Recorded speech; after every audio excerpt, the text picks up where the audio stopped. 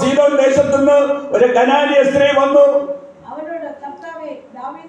കർത്താവേ, ദാവീദ് പുത്ര, എന്നോട് കരുണ തോന്നണമേ. പ്രിയ സഹോദര, എന്നെ കേൾക്കുന്ന പ്രിയ സഹോദരി സഹോദര, നിങ്ങൾ കർത്താവേ എന്നോട് കരുണ തോന്നണമേ. ദാവീദ് പുത്ര, എന്നോട് കരുണ തോന്നണമേ എന്ന് ആ കനാനിയ സ്ത്രീ നിലവിളിച്ചതുപോലെ നീ നിലവിളിച്ചാൽ ദൈവവീര്യം പ്രവർത്തിക്കും. കനാനിയ സ്ത്രീ വന്നിട്ട് ദാവീദ് പുത്ര, എന്നോട് കരുണ തോന്നണമേ എന്ന് വിളിക്കുകയാണ്. താഴ്വാശം, എന്റെ മകൾക്ക് ഭൂതോപദ്രവം കഠിനമായിരിക്കുന്നു. എന്റെ ഭാര്യയ്ക്ക് കയ്യിൽ ഭയങ്കര വേദനയായിരിക്കുകയാണ് എന്ന് നിലവിളിച്ച് പറഞ്ഞു. നോക്ക്, നിലവിളിച്ച് പറയുകയാണ്. അവളല്ല നേരിട്ട് വന്നത്. നോക്ക്, അമ്മയാണ് വന്നിരിക്കുന്നത്. ഇവിടെ ആര് വന്നിരിക്കുകയാണ്? അവളുടെ ഭർത്താവ് വന്നിരിക്കുക. വേദനയാണ്, കഠിനമായിട്ട് വേദനയാണ്. അവൾ നിലവിളിച്ച് പറയുകയാണ്. അവളോട് ഒരു വാക്കും ഉത്തരം പറഞ്ഞില്ല. ഉത്തരം പറയാത്തത് കൊണ്ട് അവരെ കൂടെ വന്ന ശിഷ്യന്മാര്, അപ്പോസ്തലന്മാര് പറയാണ്, ഗുരു അവളെ പറഞ്ഞയക്കണമേ, ഗുരു അവളെ പറഞ്ഞയക്കണമേ. അപേക്ഷ എന്താ പറഞ്ഞത്? മക്കളുടെ അപ്പമെടുത്ത് നായ്ക്കുട്ടികൾക്ക് ഇട്ടുകൊടുക്കത്തില്ല. മക്കൾ, ഇസ്രായേൽ മക്കളുടെ അപ്പം എടുത്ത് ആർക്ക് ഇട്ട് കൊടുക്കത്തില്ലെന്നാ?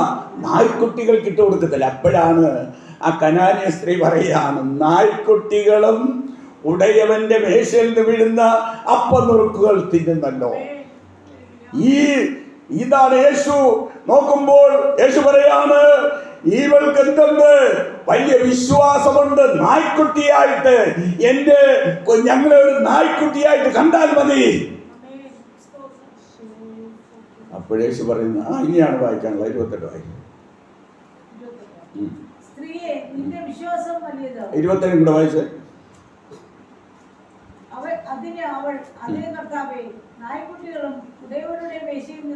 നായ്ക്കുട്ടികളെ ഉടയവന്റെ മേശയിൽ നിന്ന് വീഴുന്ന നുറുക്കുകൾ തിന്നുന്നുണ്ടല്ലോ എന്ന് പറഞ്ഞു.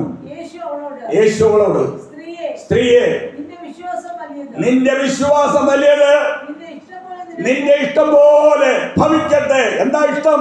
എന്റെ മകളുടെ കഠിന ഉപദ്രവമായിരിക്കണം, ബാധയായിരിക്കുകയാണ്, പൈശാചിക ബന്ധനമാണ്, അത് മാറണമെന്നുള്ളതാണ് അവളുടെ ഇഷ്ടം. ആ ഇഷ്ടം ദൈവം സാധിപ്പിച്ചു കൊടുത്തു. അറിഞ്ഞാട്ടോ?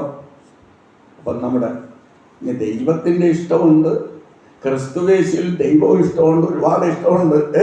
അത് അവളുടെ ഇഷ്ടം, അവളുടെ ഇഷ്ടം. എന്നാൽ ക്രിസ്തുവേശുവിൽ ദൈവ ഇഷ്ടത്തിന്റെ ഒരു ഭാഗം പറഞ്ഞിട്ട് ഞാൻ അങ്ങോട്ട് പോവുകയാണ്. ഇഷ്ടം പറഞ്ഞപ്പോൾ എപ്പോഴും പ്രാർത്ഥിക്കണം. 1 തെസ്സലോനിക്ക 5:16-17 എന്താ പറയുന്നത്? എപ്പോഴും സന്തോഷിപ്പിൻ, ഇടവിടാതെ പ്രാർത്ഥിപ്പിൻ, എല്ലാത്തിനും സ്തോത്രം ചെയ്യുവിൻ, ഇതല്ലോ ക്രിസ്തുവേശുവിൽ നിങ്ങളെ കുറിച്ചുള്ള ദൈവ ഇഷ്ടം. ക്രിസ്തുവേശുവിൽ നിങ്ങളെ കുറിച്ചുള്ള ദൈവ ഇഷ്ടം. ആ ദൈവത്തിന്റെ ഇഷ്ടം ചെയ്യുന്നുണ്ടോ? കുഞ്ഞെ, ഓനെ, നീ ക്രിസ്തുവിൽ സന്തോഷിക്കുന്നവനാണോ? എന്താ സന്തോഷം? പരിശുദ്ധാത്മാവിൽ സന്തോഷിക്കുന്നു. പരിശുദ്ധാത്മാവിൽ സന്തോഷിക്കുക എന്ന് പറയുന്നത് മറ്റൊരാളോട് നീ ഒരു സുവിശേഷം പറയുമ്പോൾ, ഒരാൾ മാനസാന്തരപ്പെടുമ്പോൾ, ഒരാൾ രക്ഷിക്കപ്പെടുമ്പോൾ ഹൃദയത്തിൽ ഒരു സന്തോഷം വരും. വരത്തില്ലേ? നിങ്ങൾ സുവിശേഷം പറഞ്ഞ ഒരാള് ആലയത്തിലോട്ട് വരുമ്പോൾ നിങ്ങൾക്കൊരു സന്തോഷം ഉണ്ടാകത്തില്ലേ? അതാണ് ആത്മാവിലുള്ള സന്തോഷം. അല്ലെങ്കിൽ ഒരു ദൈവദാസൻ വന്നു, വിശന്ന് വന്നു, അല്ലെങ്കിൽ വന്നു ഒരു നേരം ഭക്ഷണം കൊടുത്തു, അല്ലെങ്കിൽ സ്വതന്ത്ര കാഴ്ച കൊടുത്തു, അപ്പൊ നിങ്ങളുടെ ഉള്ളിലൊരു മനസ്സിന്റെ ഒരു സന്തോഷം വരും. അതാണ് പരിശുദ്ധാത്മാവിലുള്ള സന്തോഷം. എപ്പോഴും സന്തോഷിപ്പിൻ, ഇടവിടാതെ പ്രാർത്ഥിപ്പിൻ, എല്ലാറ്റിനും സ്തോത്രം ചെയ്യുവിൻ, ഇതല്ലോ നിങ്ങളെ കുറിച്ചുള്ള ക്രിസ്തുവേശുവിൽ ദൈവ ഇഷ്ടം. ക്രിസ്തുവിനെ ഒറ്റിക്കൊടുക്കാൻ വേണ്ടി പാടില്ല, ഒറ്റിക്കൊടുക്കാൻ പാടില്ല. ഒറ്റുന്നവനായിട്ടല്ല, എന്ത് ചെയ്യണം? ക്രിസ്തുവിൽ സന്തോഷിക്കുന്നവരായിരിക്കണം, ആത്മാവിൽ. അപ്പോൾ എപ്പോഴും സന്തോഷിപ്പിൻ, ഇടവിടാതെ പ്രാർത്ഥിപ്പിൻ, എല്ലാറ്റിനും സ്തോത്രം ചെയ്യുവിൻ, ഇതല്ലോ നിങ്ങളെ കുറിച്ചുള്ള ക്രിസ്തുവേശുവിൽ ദൈവ ഇഷ്ടം. Praise the Lord. എൻ്റെ സമയം പോയിക്കൊണ്ടിരിക്കുകയാണ്.